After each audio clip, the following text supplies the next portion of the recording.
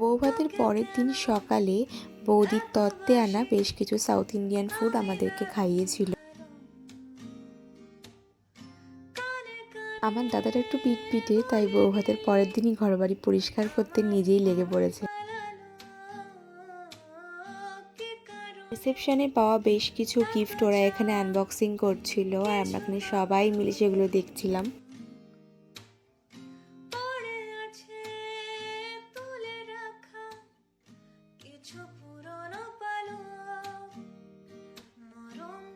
তত্ত্বে বৌদি মা ও আমার জন্য এই দুটো শাড়ি এনেছিল।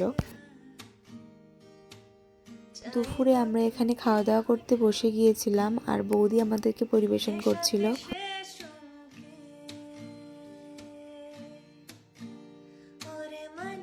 খাওয়া দাওয়ার পর বেশ কিছুক্ষণ ঘুমিয়ে নিয়ে আমরা বেরিয়ে পড়েছিলাম বাড়ি যাওয়ার জন্য।